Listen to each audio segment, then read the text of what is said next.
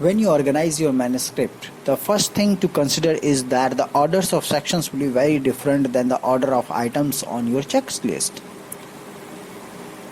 If we talk about that order of that sequence, that it can be title, abstract, and then keywords. In starting we write the article begins with these three things, and the main article text format is IMRAD format, that is IMRAD.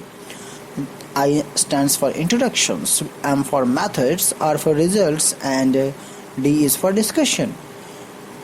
So article is starting from the title, abstract, and after that we put the keywords, and then we flow in IMRAD format, where introductions ask the simple questions that what did you or others do, why did you do that, what you have done and why you have done that. Introduction will carry those points. You have to mention those things in introduction part. Method says how did you do it, how you have done all these things. Results, what did you find, and discussion will have what does it all mean. So introduction, methods, results, and discussions. A part of that we know that there is a conclusions and other parts also. So we are going to discuss that all in details. But in a broader way, we can say that article text should follow IMRAD format. Now we are going to discuss the 10 steps, how we can organize our manuscript or how we can write our manuscript. First is prepare the figures and tables.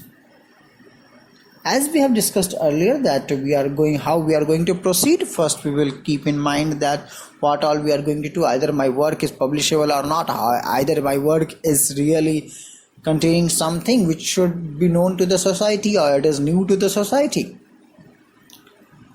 So as soon we get the idea, we analyze the idea for a few days, we think on it for a few weeks, and then we start writing. So before start writing, we should know that what all figures and tables you need.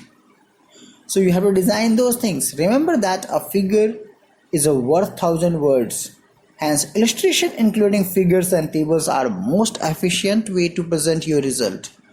Your data are driving force of paper. So illustration are critical. Now, how do you decide between presenting your data as a table or figures?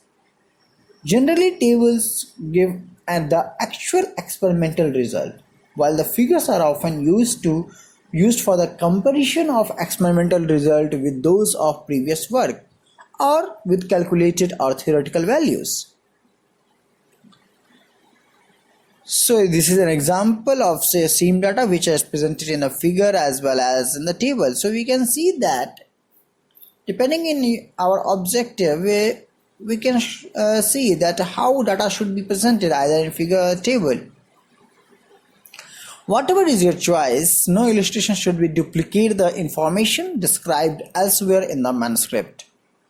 Another important factor is that figure and table ligands must be self-explanatory. When presenting your table and figures, appearance counts a lot. Avoid crowded plots. Using only 3 or 4 data sets per figure. Use well-selected scales. Think about the appropriate axis label size. Include clear symbols and data sets that are easy to distinguish. Never include long, boring tables. You can include them as supplementary material later, but in that text don't try to include the long, boring tables, because it's really discourage a reader to continue with your papers. They may not read paper after those tables, boring tables, but nobody is interested in the things which is not related to them. If you are using photographs, each must have a scale marker or a scale bar of professional quality in one corner. In the photographs and figures, use only when necessary when submitting to the print publication, if different line style can clarify the meaning. Never use colors or other thrilling effects or you will be charged with expensive fees. So be careful about that.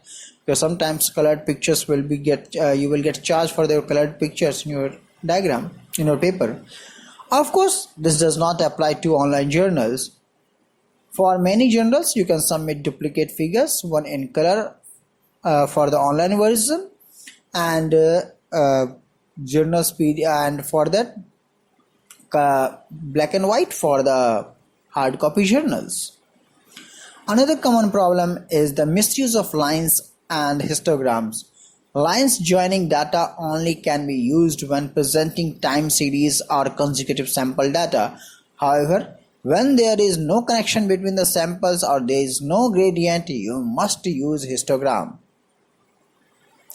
Sometimes fonts are too small for the journal. You must take this in account, or they will be illegible to readers. Readers will not see your data or will not show interest in reading your figures. Finally, you must pay attention to the use of decimal lines. You should be careful that what type of decimal lines you are using. If you are mostly we should use that up to 2 decimals we should go, and if we are following the 2 decimal points, then we should follow throughout the articles 2 decimal points unless we don't have results for the second decimal. Now step 2 is write the methods. This section responds to the question how the problem was studied. If your paper is proposing a new method, you need to include detailed information so a knowledgeable reader can reproduce the experiment. However, do not repeat the details of stabilized methods. Use reference and supporting materials to indicate the previously published procedures. Broad summaries or key references are sufficient sometimes.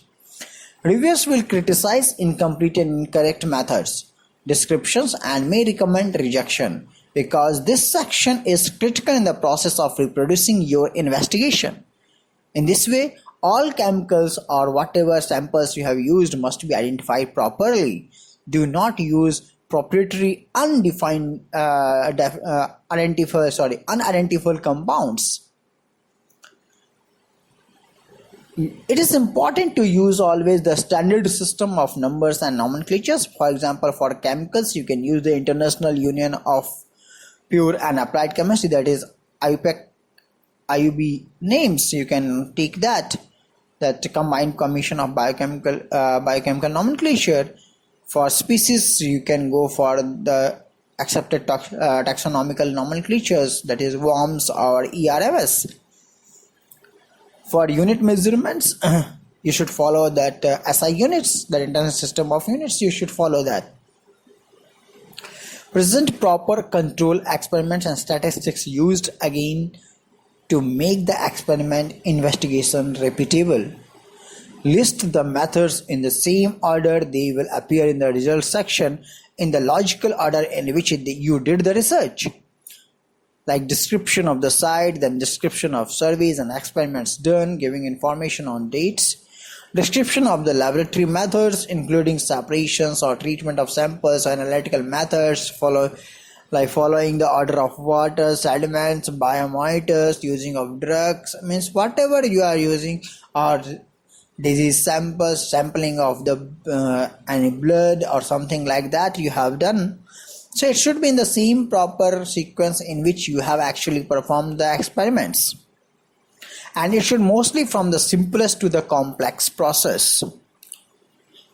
Description of the statistical methods should be told very clearly, that how you have analyzed or what all statistical methods you have used.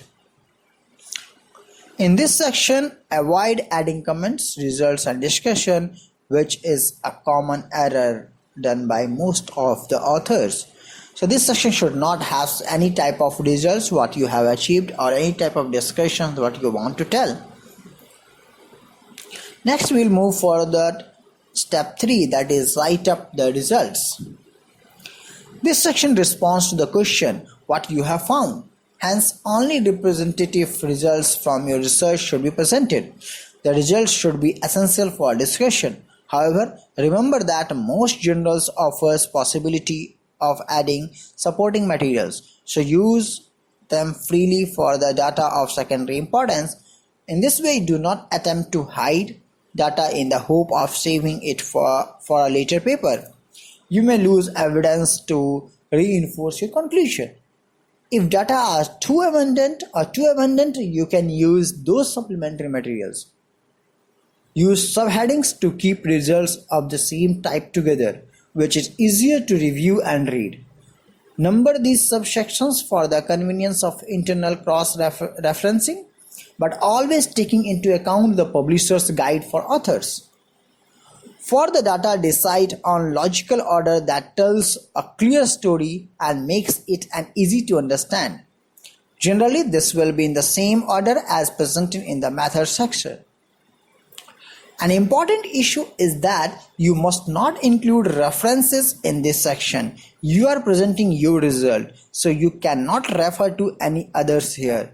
If you refer to others, it's because you are discussing your results, and this must be included in discussion section.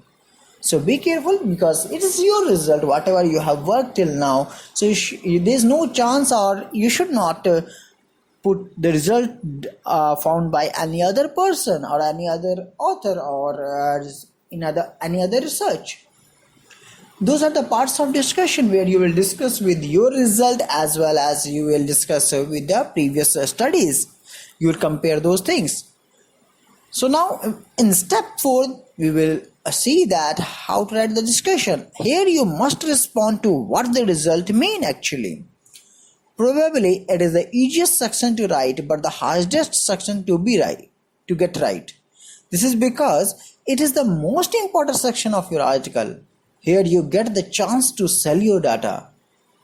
Take into account that a huge number of manuscripts are rejected because of discussion is weak. You need to make the discussion corresponding to the results, but do not reiterate the results. Here you need to compare the published result by your colleague with yours.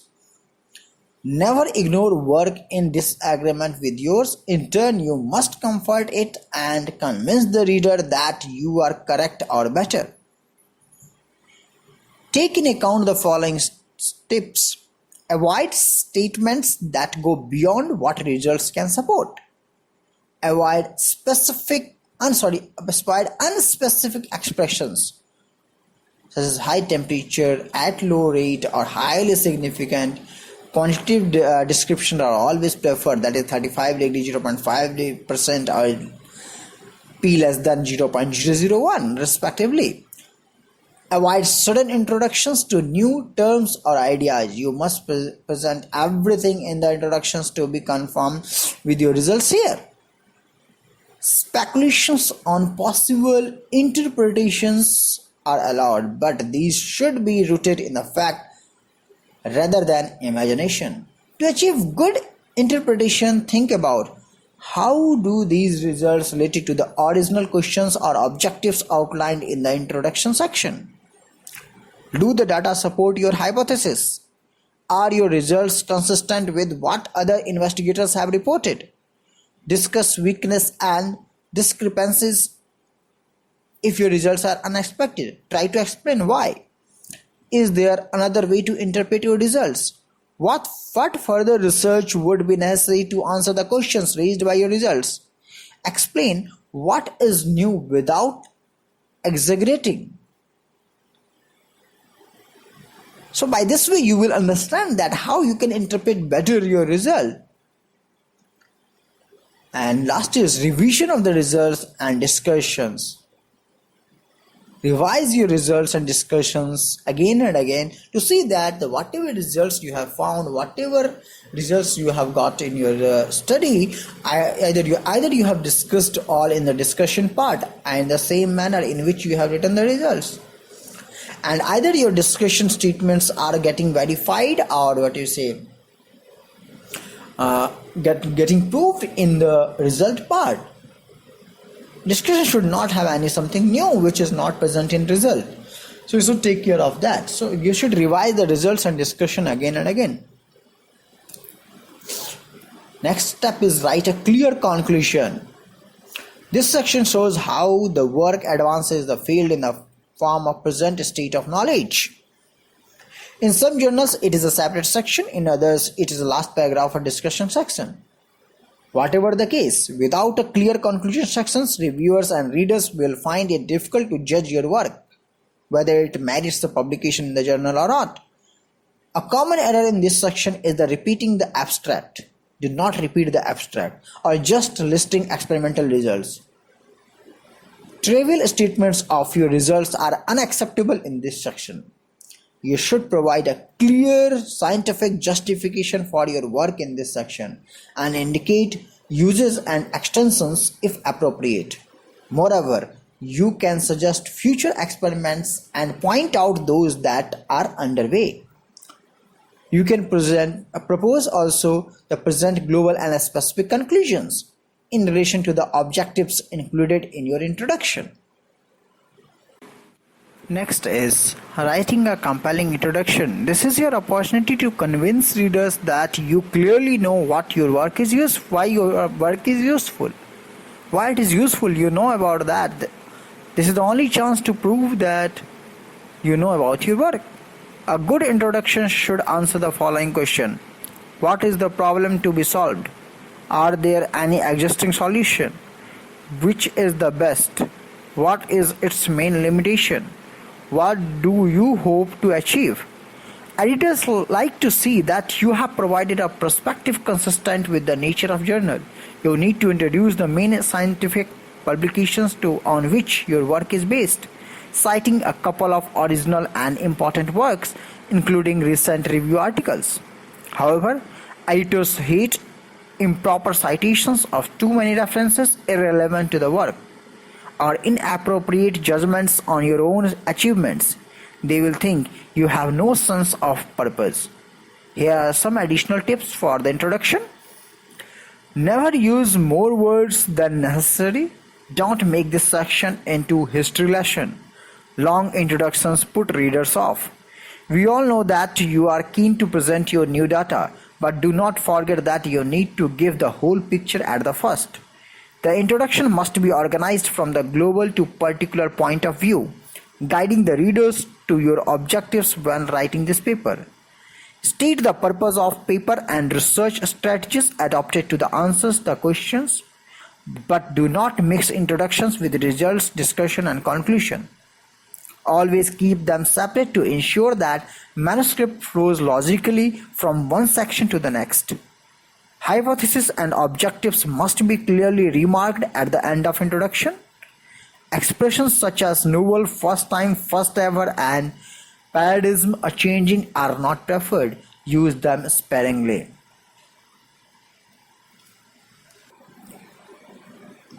Next step is the writing abstract. After getting your whole manuscript ready, everything is ready till conclusions, you have finished everything. Now only you can write the abstract, because abstract is like a summary of your whole article. So unless you are not finalized with your conclusion, you can't write the abstract.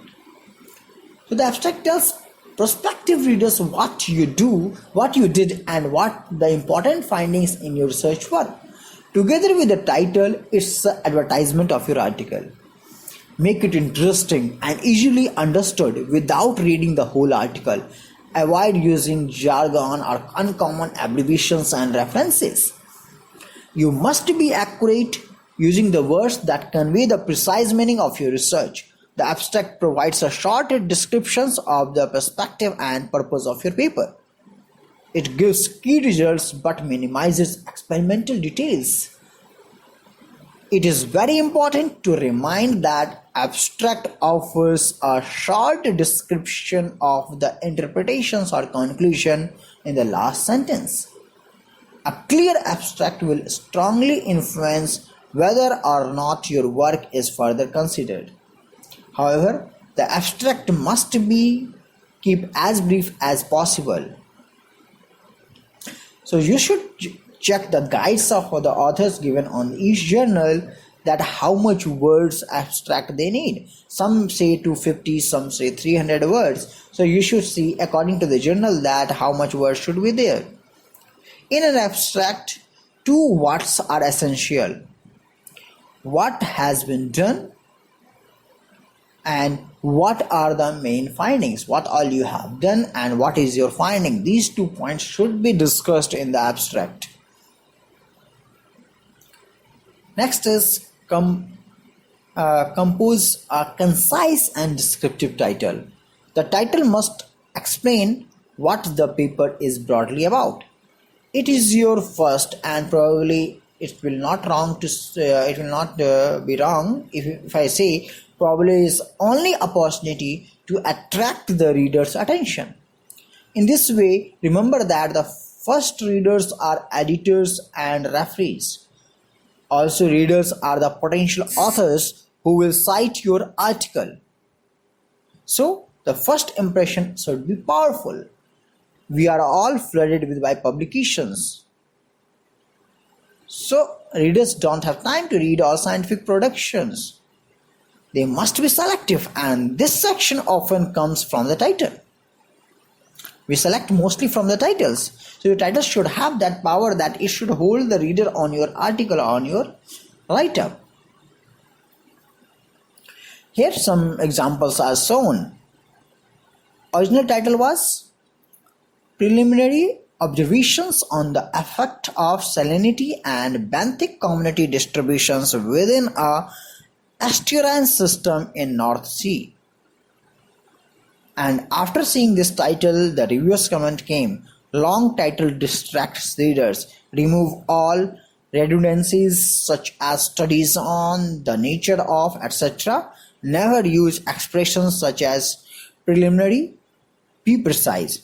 And after that review, the final title came is Effect of Salinity on Benthic Distribution within the Skagit Estuary, that is North Sea. Example 2 is, first original title was Action of Antibiotic on Bacteria. In first we can see that there was a long title and means it's containing some words which is not at all required, but while in this you can see it's not containing anything, any data. Means by seeing this title you can understand that what is in this study and what all things are present in this paper. So comment came, title should be specific. Think about how will I search for this piece of information. If I am searching in Google or somewhere, your title at least should have those words. So revised title came, Inhibition of the Growth of Mycobacterium Tuberculosis by Streptomycin. So your title should not have something general words which will generalize your paper. It should have some specific. By seeing your title, that readers should come to know that what actually is inside this. And next is select the keywords for indexing. Keywords are used for indexing paper. However, previous days it was very necessary. Nowadays that keywords, manuscripts are not asking for the keywords because now we can search the whole sentence in the Google or somewhere. Some journals require the keywords.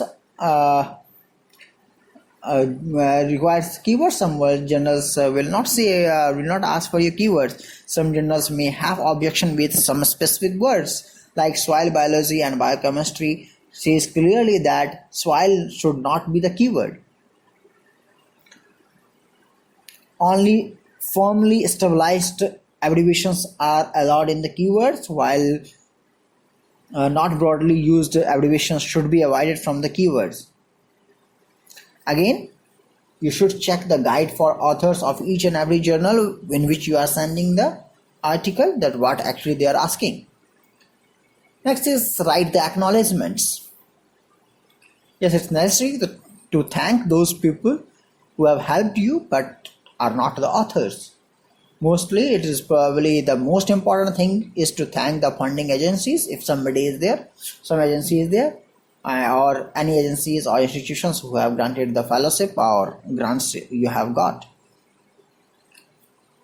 And last step is referencing your article. Do not ever forget to put the references and put the numbers of the references very properly within the article. Wherever you are putting the number of the reference, this should match with the reference you have given in the reference list. You should be careful regarding this. While referencing, you should take care that a spelling of authors' names are proper, year of publications is proper, and you have used at all properly, punctuations are given proper, and all the references are included, whatever referencing or whatever articles or what you say write-ups you have referred, you have kept all the references here. Referencing is just in its own, it is itself is a very huge topic, and it needs a discussion that how to put the referencing and how to do the referencing of websites and journal articles and all that we will discuss in discuss later in seminars. Here we are just going in brief of that we should take care of that referencing whatever things we have referred.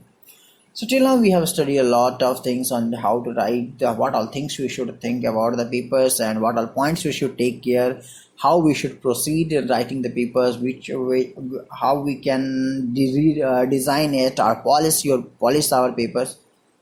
So with this we are going to end with this 3 days webinar on publishing, writing the scientific publication. And next webinar we will meet again with a new topic. Till that time, goodbye. Thank you.